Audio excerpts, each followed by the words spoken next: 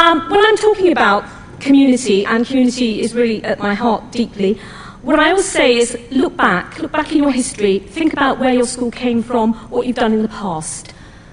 When I look back to JAGS, in the early 1900s, we were working on the Peckham settlements. Don't just helicopter something in because suddenly public benefits arrived.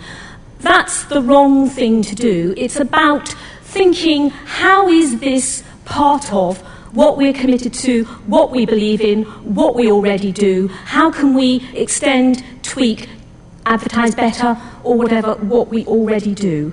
Think about what you stand for, where you are, where you're going, and then how that sits with things you might do further and deeper with the local community.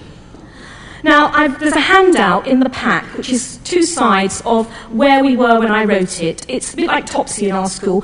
Heads of departments pop in and say, by the way, I've just been talking to so-and-so, and we're going to do this.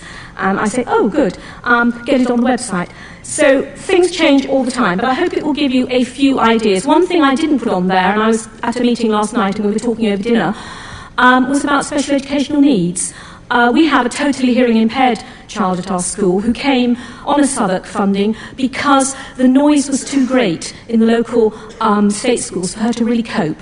And so we've had her, she's comfortable with us, and I know there are many independent schools that do serve children with special needs, and I think that is another aspect with public benefit.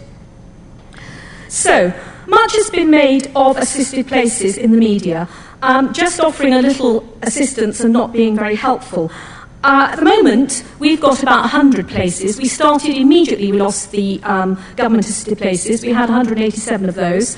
And the average contribution by the school is now 89% of fees. Half our families receive 100% fee assistance. I've just finished my closing round, and I have had people phoning every day who haven't got assisted places. We don't have enough, we don't have the funding. We use our funding from some money from two houses in Kensington from James Allen in the year dot, and that was sold, and a little bit from the Dulwich Estates, but we don't use our parents' money for that at all. So there are lots of things on this slide.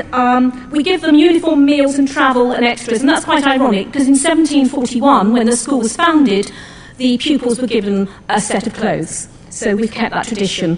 We have 8 or 9 trainee teacher placements annually.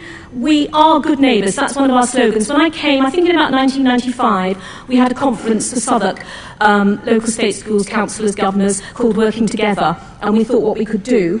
We have local travel plan. We're an eco school. When we won a prize from some trainer company for our eco work, our year 10 girls took the cheque for £300, went down to the next door primary school, helped them set up an eco group, and are bringing them up to be an eco school too. So that's just what my girls are like. They're extraordinary. I'm a very lucky lady to work with them. We are an ECDL centre. We've got community choirs, community orchestras, and we run pool lifeguard training, Community Sports Leaders Award, all those things. A huge programme of community action, some of which is expressed on the sheet.